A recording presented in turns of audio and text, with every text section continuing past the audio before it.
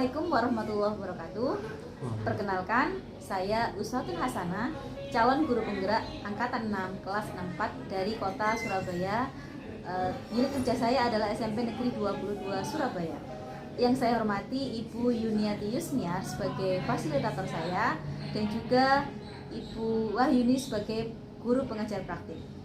Pada kesempatan kali ini, izinkan saya untuk melaksanakan sesi coaching supervisi akademik bersama rekan kerja saya yaitu Bapak Ahmad Yazid Bastomi. Beliau mengampu mapel pendidikan agama Islam di SMP Negeri 22 Surabaya.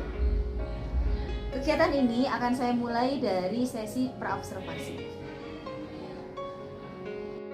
Assalamualaikum Pak Yazid. Waalaikumsalam Bu Usma. Gimana kabarnya hari ini? Alhamdulillah sehat Bu Usma. Alhamdulillah.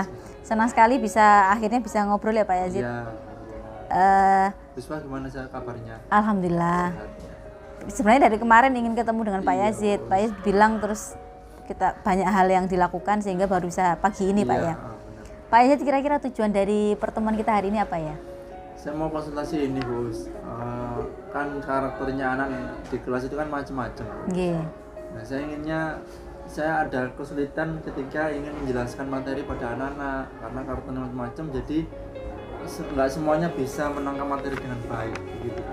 Jadi tujuan Pak Yazid itu supaya bagaimana anak-anak itu memahami materi yang Pak Yazid dengan karakter yang berbeda-beda tadi. Baik. Tujuan akhirnya nanti bagaimana Pak? Yang diinginkan Pak Yazid? Ya, yang saya inginkan semua anak bisa menangkap materinya dengan baik. Oke, baik. Ukuran keberhasilannya apa Pak? Ukurannya anak-anak bisa paham materinya, mulai dari yang ringan atau yang dari tahap awal gitu sampai tahap terakhir, Bu.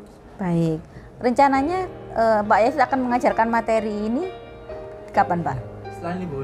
Oh, sebelum ini, Ya. setelah kita ngobrol ini, ya, ngobrol. Pak Yazid akan langsung ke kelas untuk menerapkannya ya. Oke, baik Pak Yazid. Baik, Pak Yazid, kalau Pak Yazid bicara tentang ngobrol tentang ini, tujuan pembelajaran Pak Yazid, tadi tentang apa Pak yang akan dibahas di dalam kelas? Materinya tentang sholat jenazah, Bu. Materi sholat jenazah. Oke, baik. Kira-kira kesempatan yang dimiliki Pak Yazid apa supaya tujuan itu tercapai? Sebelumnya saya sudah memberikan materinya, Bu, berupa PDF melalui Teams ke anak-anak Di kelas LMS Pak ya? di LMS ya. Nah, jadi anak-anak dari situ bisa mempelajari dulu materinya. Tinggal nanti di kelas kita untuk memperkuat lagi materi yang sudah dipelajari anak-anak. Baik, berarti Pak Yazid sudah mempersiapkan anak-anak sebenarnya ya? Ya. Sudah.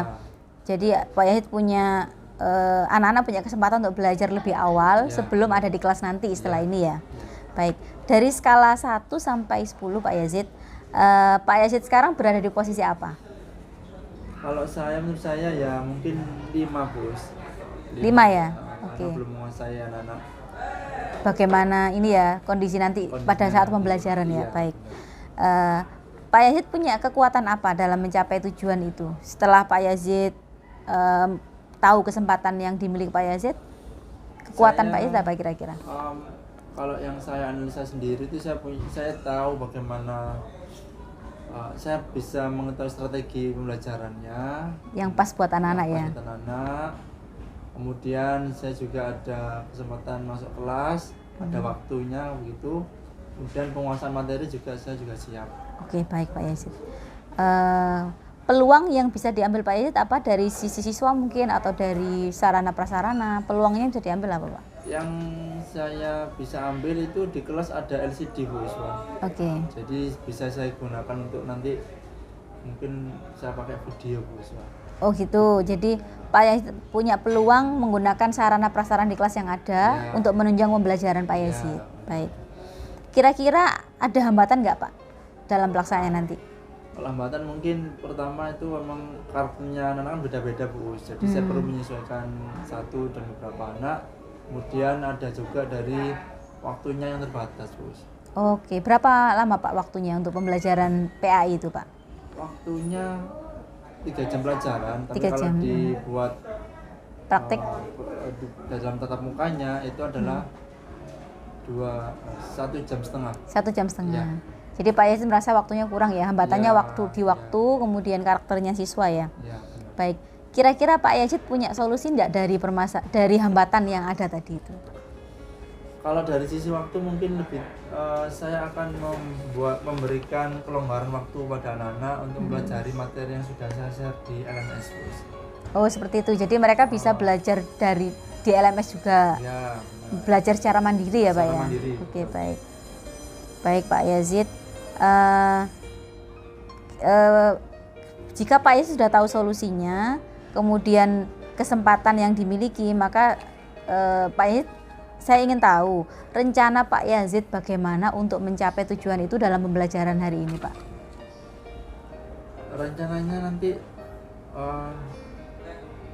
karena karakternya anak-anak kan macam-macam ya, Bos. Oke. Mungkin nanti saya akan mengelompokkan kebutuhan belajarnya anak-anak, Bos. Dengan cara?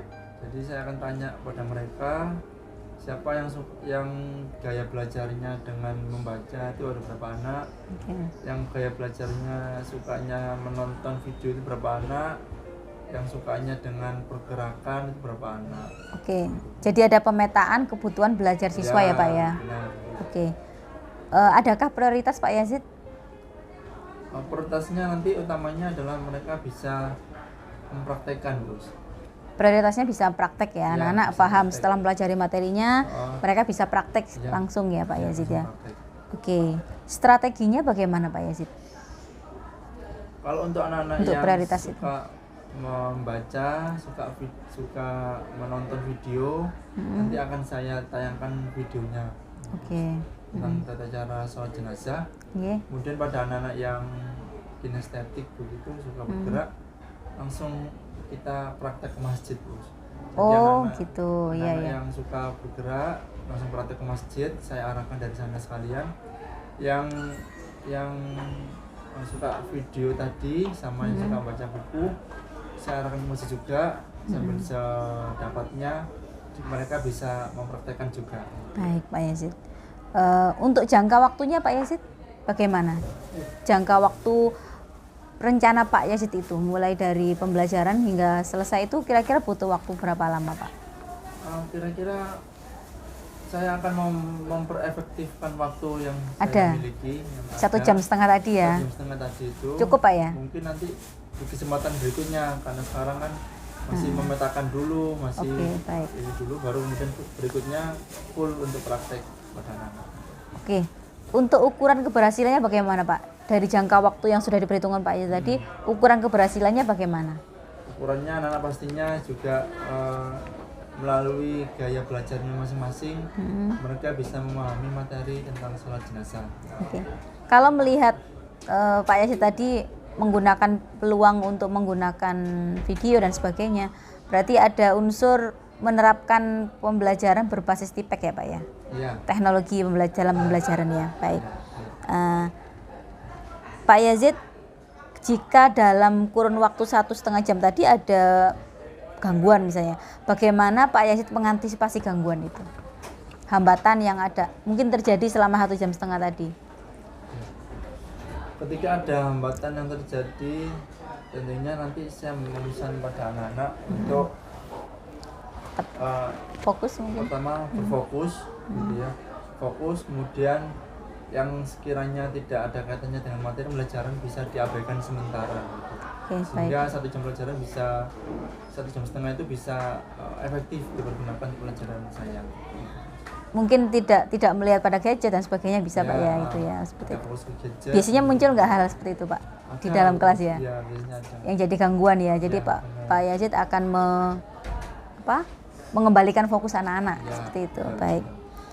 Baik Pak Yazid. Kita udah mau selesai nih Pak Yazid. Iya. Pak Yazid, kira-kira komitmennya apa untuk rencana aksi Pak Yazid tadi? Punya komitmen bagaimana supaya rencana aksinya tadi berhasil? Ya. Saya akan mempersiapkan yang tadi saya mau buatkan video itu. Saya persiapkan videonya, bahan videonya, saya persiapkan perangkatnya, saya persiapkan materinya juga, sehingga anak-anak dengan gaya belajar masing-masing itu bisa terpenuhi cara belajar materi yang akan saya ajarkan itu. Baik. Kira-kira Pak Yazid, siapa yang dan hal apa yang bisa membantu Pak Yazid dalam menjaga komitmen itu? Tentunya tempat guru pertama- kah atau siswa? Pertama tentunya adalah dari siswa, Bos. Siswa ya. Semangat siswa yang bagus tentunya juga akan motivasi dari kepada saya juga. Iya.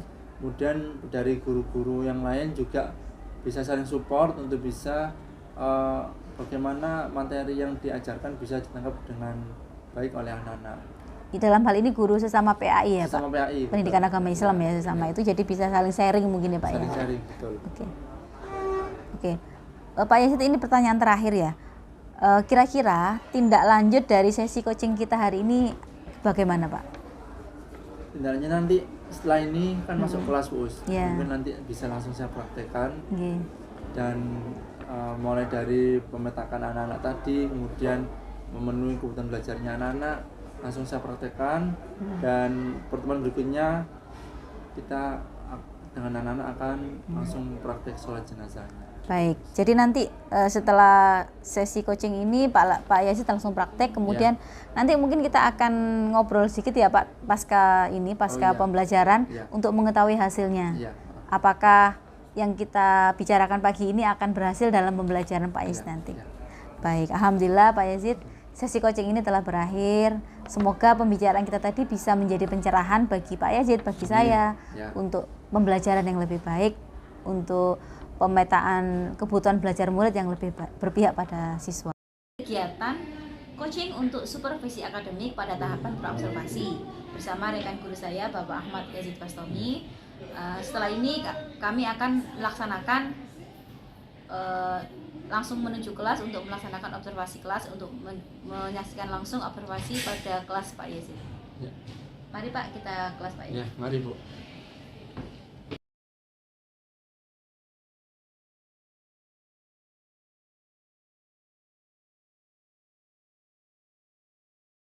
Nanti mengalir saja. Buka. Warahmatullahi wabarakatuh. Waalaikumsalam warahmatullahi wabarakatuh. Selamat pagi anak-anakku kelas 9B yang saya banggakan. Bagaimana kabarnya hari ini? Baik, alhamdulillah baik. Sehat semuanya ya? Semangat dan mengikuti.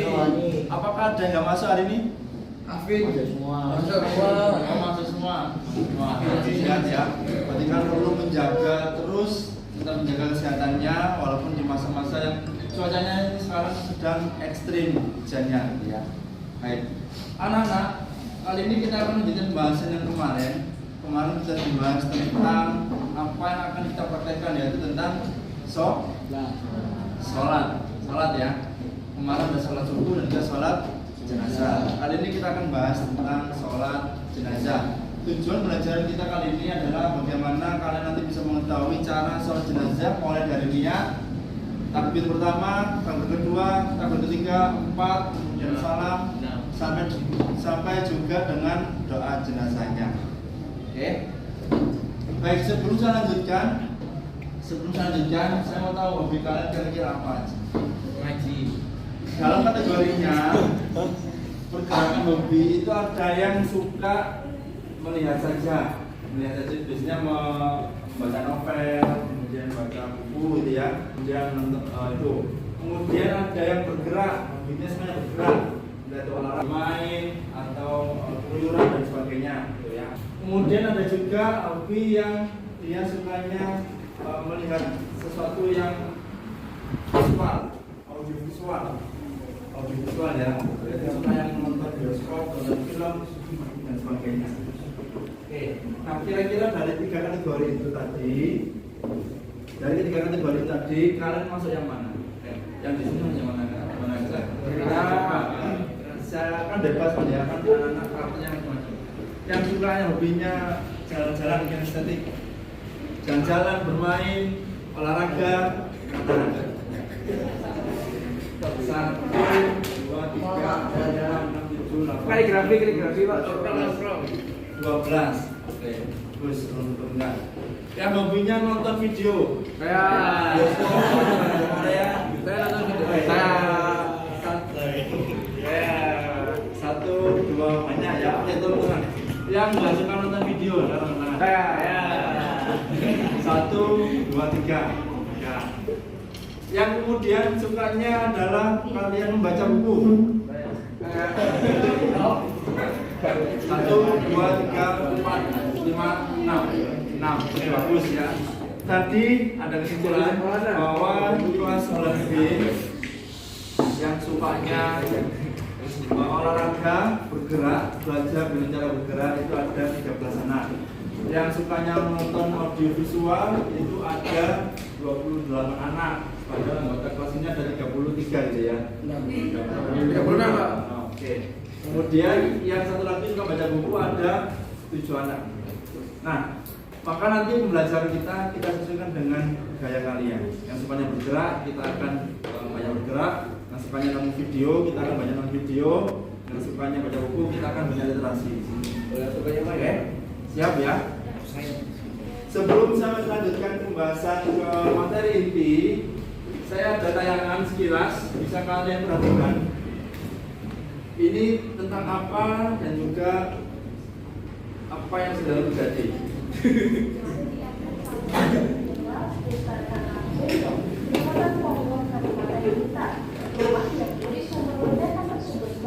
Sampai rata dengan tanah. Beberapa lain yang berdekatan dengan sumber ledakan juga dilaporkan ikut rusak. Kepala Badan Penanggulangan Bencana Daerah atau BPBD Kabupaten Blitar, Ivor Prianto menuturkan sumber ledakan tersebut diduga akibat petasan atau mercon yang disimpan pemilik rumah. Kapolres Blitar Kota AKBP Argo Wiono mengatakan dugaan sementara penyebab ledakan di dusun Saden, Desa Karangbindo, Kecamatan Ponggo memang berasal dari bahan petasan. Sumber ledakan diduga berasal dari rumah seorang warga bernama Darman yang kini kondisinya hancur dan rata dengan tanah. Darman atau sang pemilik rumah juga diinformasikan meninggal dunia pasca kejadian. Tak hanya itu, 3 orang lain yang juga merupakan kerabat dekat dari Darman juga dilaporkan meninggal dunia. Darman ditemukan oleh keluarga tergeletak di rumahnya yang kondisinya sudah hancur, sementara 3 orang lainnya diduga tertimbun keruntuhan bangunan pasca ledakan dahsyat tersebut. Terima kasih sudah nonton. Itu video pertama. Kita belajar video yang kedua.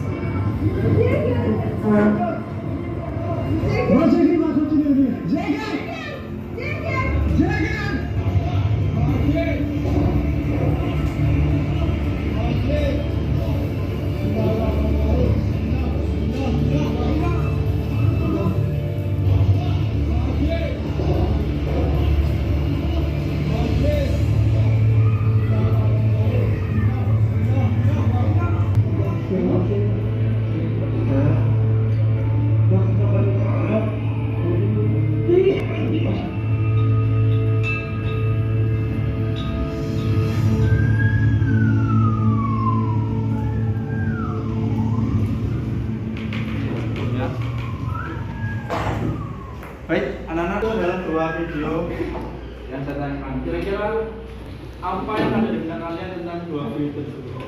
2 video tersebut. Silakan anak-anak. Apa yang Anda pikirkan atau apa yang terlintas di pikiran kalian tentang video tersebut? Bebas apa saja. Silakan anak-anak.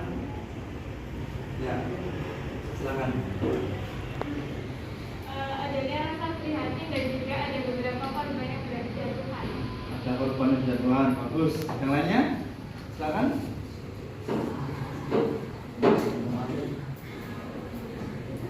Aditya Zaki, silakan. Bagaimana bencana? Oke, bencana. Yang lainnya, silakan. Satu lagi. Oke, silakan Pak Mas. Keren Pak, seperti superhero. Seperti superhero. Apanya? Main bencananya. Oke. Pendapat kalian semuanya betul, nggak ada yang salah. Dan yang lebih tepatnya lagi yang ingin saya sampaikan di sini adalah bahwa dalam peristiwa-peristiwa itu pasti ada yang namanya korban, ada manusia yang meninggal dunia, kan gitu ya. Maka kita sebagai sesama manusia, apa yang seharusnya kita lakukan terhadap orang yang sudah meninggal dunia? Pertama adalah masalahnya adalah menyolatinya. Ya. Ada yang mendoakan, ada yang menguburkan, ada yang mensolatinya, ada yang mengapa sebagainya. Nah, dari sekian tahapan ini kita ambil yang bagian sholatnya, sholat jenazah. Nah, jadi bagian dari mendoakan orang yang sudah mati. Nah, bagaimana sholat jenazah yang harus kita lakukan? Minimal ada informasi yang mau sampaikan. Pertama adalah kita harus baca niatnya. Kedua, langsung kita awal dengan takbir pertama, takbir kedua, takbir ketiga, takbir keempat, kemudian salam, baru dilanjutkan ditutup dengan berdoa. Sebelum saya lanjutkan, adakah di sini yang pernah ikut sholat jenazah? 1, 2, 3, 4, 5,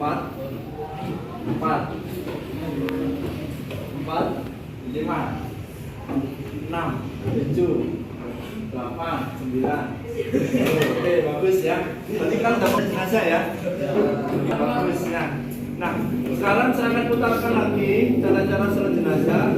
Bagi yang sudah pengalaman, berarti terpengat aja. Bagi yang belum pengalaman, ini materi yang baru buat kalian. Oke, silakan diperhatikan.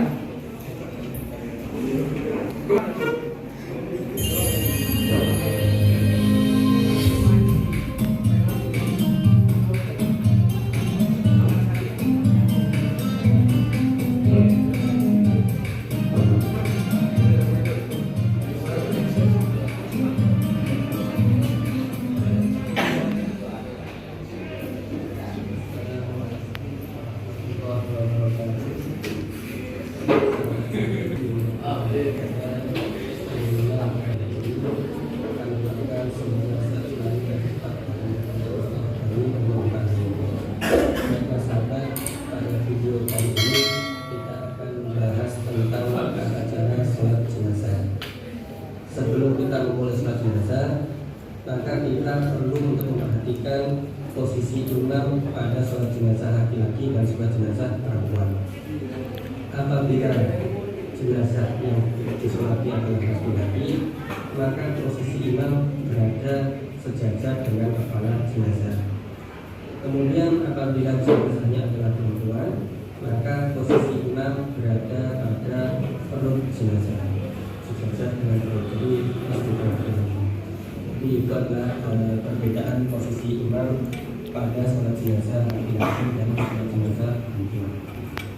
Selanjutnya kita mempersiapkan niatnya terlebih dahulu sebelum kita memulai sholat. Jadi apabila jenazahnya itu adalah laki-laki, maka niatnya adalah usolli ala hadzal mayyiti imaman jika kita menjadi imam, atau makmuman jika kita menjadi makmum, fardhu lillahi ta'ala. Kemudian apabila jenazahnya adalah perempuan, maka niatnya usolli ala hadhil mayyitati imaman jika menjadi imam, makmuman jika menjadi makmum, fardhu lillahi ta'ala. Kemudian untuk niat dengan syahadat, kita tidak harus menggunakan bahasa Arab, boleh kita menggunakan bahasa Indonesia. Seperti misalnya di bawah ini, saya niat sholat atas nama perempuan ini menjadi makmum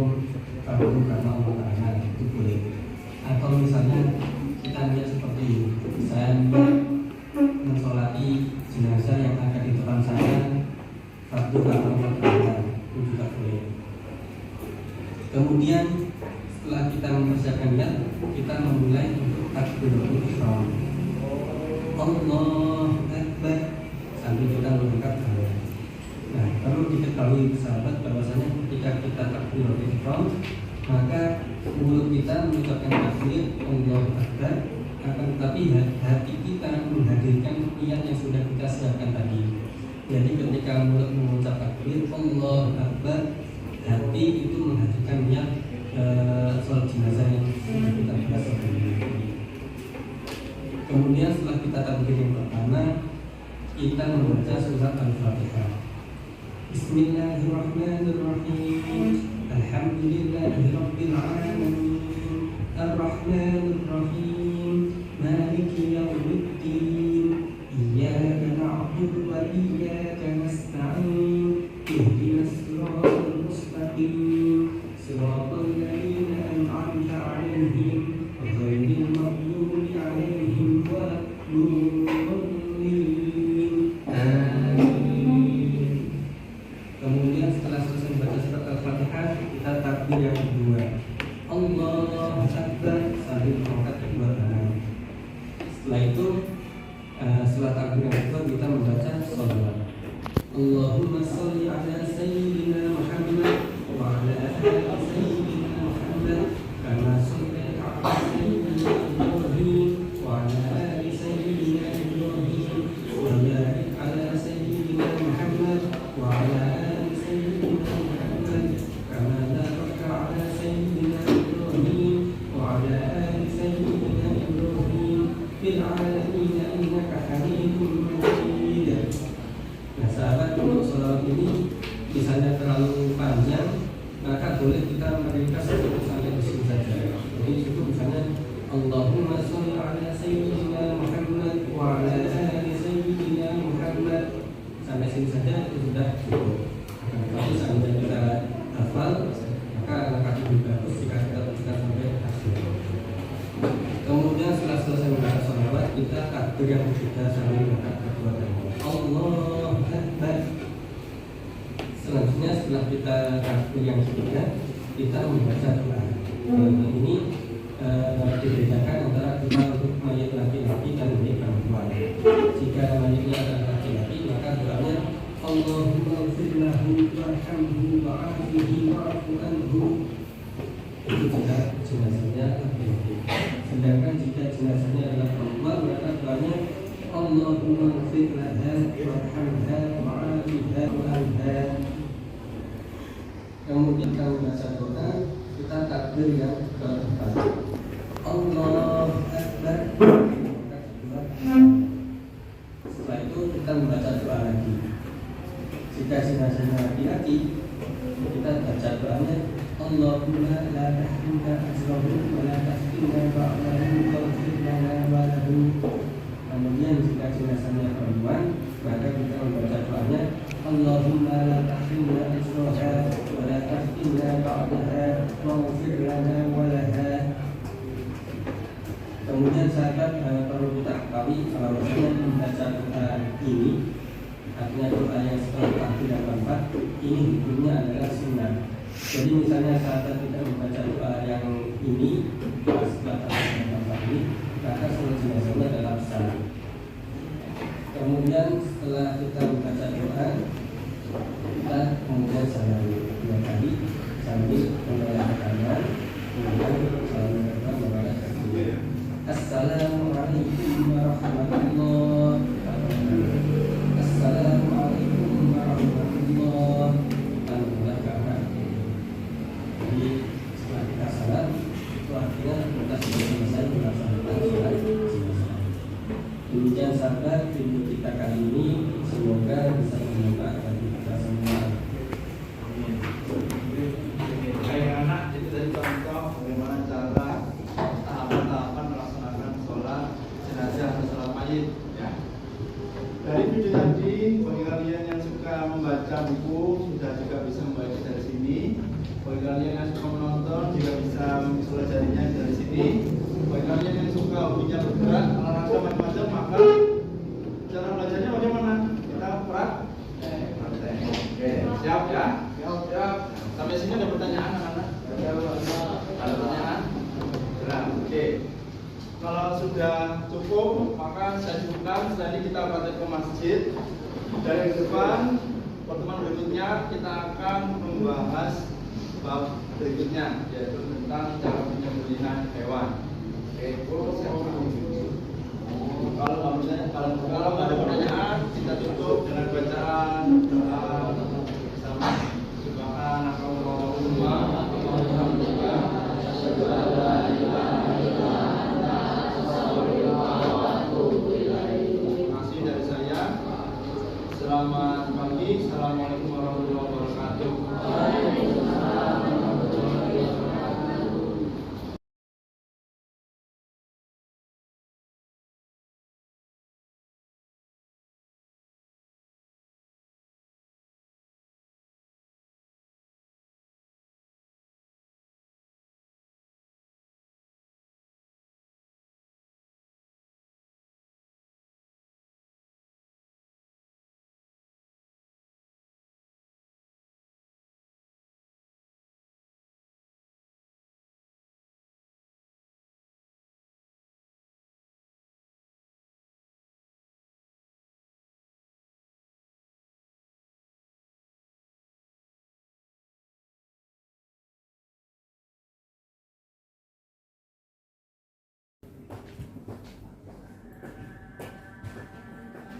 Assalamualaikum warahmatullahi wabarakatuh.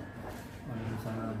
Yang saya Bu Wahyuni, saya hendak melakukan sesi coaching pasca observasi. Jadi setelah tadi pagi melakukan observasi di kelas Pak Yazid, saat ini saya ingin melakukan pasca observasi terhadap hasil pembelajaran yang telah dilaksanakan oleh Pak Yazid di kelas tadi.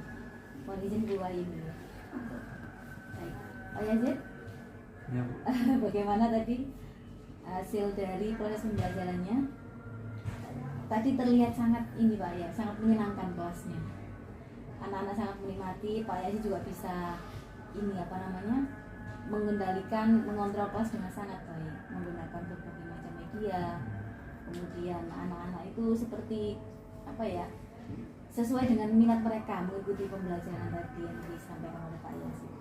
Nah, itu tadi hasil observasi singkat saya Pak Yazid. Nah, sekarang bagaimana pendapat Pak Yazid tentang proses pembelajaran yang tadi baru saja berlangsung? Ya, terima kasih Bu Iswa. Memang benar apa yang disampaikan Bu Iswa. Tadi saya sebelum menyampaikan materi itu saya lakukan analisis diagnostik dulu. Jadi saya ingin mengetahui dulu bagaimana minat belajar siswa, kemampuan belajarnya bagaimana, gaya belajarnya bagaimana. Ternyata ada 3 kategori Bu yang tadi saya lihat. Itu ada yang menggunakan visual, ada yang suka menulis, satu lagi yang sukanya bergerak. Dan dari ketiganya itu akhirnya saya coba ramu bagaimana sekiranya materi ini bisa mereka terima dengan masing-masing. Anak-anak juga mengikuti dengan antusias, materinya juga tersampaikan dengan baik sampai pada prakteknya tadi. Praktek ya, sempat praktek tadi Pak ya, Praktek, walaupun belum ya. keseluruhan Pak ya. Betul. Ya. Bagaimana perasaan Pak ya setelah berhasil melaksanakan pembelajaran hari ini? Saya merasa bersyukur anak-anak bisa mengikuti dengan baik, karena salah satu targetnya adalah bagaimana materi ini bisa tersampaikan dengan baik dan anak-anak bisa menerapkannya dalam kehidupan sehari-hari ketika diperlukan Pak ya, misalnya ada tetangga yang meninggal, jadi dia bisa praktek secara langsung, bisa ikut serta jadi sholat jenazah di situ, tidak bingung bagaimana caranya itu Pak. Betul. Luar biasa Pak ya. Jadi tadi Pak Yansi saya telah melakukan observasi dan mencatat beberapa hal tentang aspek dan strategi pengembangan yang dilakukan oleh Pak Yazid, dan juga ada beberapa catatan di sini. Mungkin Pak Yazid bisa menganalisa hasil observasi saya, mungkin kita bisa berdiskusi setelah itu. Silakan Pak Yazid. Jadi mulai dari awal Pak, jadi tadi Pak Yazid sudah belajar memberikan pembelajaran sesuai dengan sintaks di RPP, kemudian sudah sesuai dengan dalam pemberian konten, berdiferensiasi kontennya sudah nampak Pak. Juga pada diferensiasi prosesnya. Jadi Pak Aziz sudah melakukan itu. Mungkin masih perlu pengembangan lagi nanti di pertemuan berikutnya. Bagaimana Pak? Apakah sudah sesuai dengan yang dirasakan Pak Yazid dilaksanakan tadi? Yang tertulis di situ sesuai Bu, dan semuanya tertulis secara keseluruhan dari apa yang saya sampaikan di awal sampai pada akhir ketika praktik. Baik, jadi mulai dari aktivitas Pak Yazid di awal, kemudian respon siswa juga sudah sesuai nih Pak ya? Ya, betul. Alhamdulillah Pak Yazid, kegiatan observasi kita hari ini berlangsung dengan sangat baik. Nah, ke depan saya ingin tahu Pak Yazid ya, aktivitas pengembangan diri Pak yang ingin Pak Yazid lakukan itu apa saja? Ya, baik, terima kasih. Yang ingin saya kembangkan kata guru saya adalah untuk materi jenazah ini, sholat jenazah ini, saya rasa ada beberapa yang kurang maksimal dipahami oleh siswa. Makanya saya ingin mengembangkan metode pembelajaran yang pas. Karena tadi analisanya hanya sampai terbatas pada yang suka visual, audiovisual, yang suka menulis, sama yang suka kinestetik. Belum sampai menyeluruh kinestetiknya bagaimana, kemudian yang audiovisual yang bagaimana, dan seterusnya. Jadi saya perlu mengembangkan hal itu sehingga anak-anak bisa benar-benar memahami materi belajar sesuai dengan gaya belajar mereka. Baik, jadi ukuran keberhasilannya siswa mampu memahami dan mempraktekkan dengan kehidupan nyata Pak. Ya, betul. Kira-kira daya dukungnya apa Pak ya untuk rencana pengembangan ini? Daya dukungnya tentunya juga ada media pelajaran, ada sarana prasarana, kemudian sharing dengan rekan sesama MGMP PAI sekolah begitu, dan juga partisipasi aktif dari siswa. Untuk waktu yang diperlukan kira-kira berapa lama Pak Yazid? Untuk waktu yang diperlukan sekitar 2 minggu. Kemudian mungkin ada lagi Pak rencana pengembangan diri yang lain selain mengembangkan metode pembelajaran efektif itu Pak? Ada 2 lagi Bu yang ingin saya kembangkan. Iya, Pak. Pertama, saya mengembangkan analisis diagnostiknya yang tadi saya yang sampaikan dilakukan itu, di awal. Ya, di awal. Itu saya ingin perdalam lagi sehingga materinya di setiap bab itu bisa saya mengenali karakter siswa bagaimana, kemudian saya menyesuaikan bagaimana. Dan nantinya itu akan saya lakukan di beberapa Kelas-kelas yang kelas, lain. ya, Oke, kelas-kelas yang lain gitu. Sehingga merata semuanya. Baik, jadi semua kelas akan mendapatkan pembelajaran berdiferensiasi Nah, seperti yang disampaikan Pak Yazid pada kelas yang tadi Pak, kelas 9B tadi. ya, betul. Untuk yang kedua Pak, Yang berikutnya Iya. adalah saya ingin mengembangkan kompetensi sosial emosional siswa. oh KSE Pak ya. KSE ya. Caranya adalah saya ingin terus membangun komunikasi yang secara intensif sehingga dari situ siswa akan bisa membuka diri, dan di situ saya akan bisa menangkap bagaimana karakter siswa, bagaimana gaya belajar siswa, dan bagaimana siswa merespon terhadap komunikasi dari gurunya. Mungkin ada contohnya Pak itu yang sini. Contohnya dari itu saya akan bisa mengarahkan bagaimana dia bisa mengatur manajemen dirinya, tentang kesadaran dirinya, tentang keterampilan dia berrelasi bagaimana, juga tentang kesadaran bersosialnya bagaimana, termasuk juga pada pengambilan keputusan yang bertanggung jawab. Luar biasa Pak Yazid. Kira-kira berapa lama Pak waktu yang diperlukan untuk kompetensi sosial emosional ini? Karena ini cukup mendalam dulu ya. Iya. Jadi kira-kira saya mengambil waktu 2 bulan. 2 bulan 2 cukup, bulan Pak ya. Luar biasa Pak Yazid, alhamdulillah banyak hal yang kita bicarakan pada pasca observasi ini ya. Nah, kira-kira Pak Yazid, apakah kita bisa melakukan lanjutan dari sesi coaching hari ini Pak? Untuk supervisi akademik berikutnya di kelasnya Pak Yazid atau Bisa Bu, artinya hasil dari coaching ini akan saya kembangkan terus, artinya tadi sudah kita lakukan sampai pada praktek sholat jenazah begitu. Nah, kedepannya nanti saya akan coba gabung kolaborasi dengan Alhamdulillahirrahmanirrahim Pak Yazid, seluruh rangkaian coaching untuk supervisi akademik telah kita laksanakan hari ini, mulai dari pra-observasi, kemudian observasi di kelasnya Pak Yazid, dan terakhir kita tadi telah melaksanakan pasca observasi. Alhamdulillah, semoga apa yang kita lakukan hari ini, sesi coaching supervisi akademik ini akan meningkatkan kinerja kita sebagai seorang guru untuk pembelajaran yang lebih baik.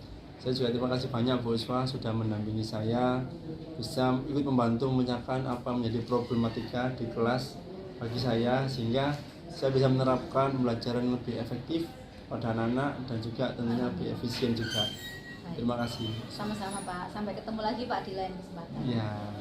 Terima kasih. Assalamualaikum warahmatullahi wabarakatuh. Waalaikumsalam.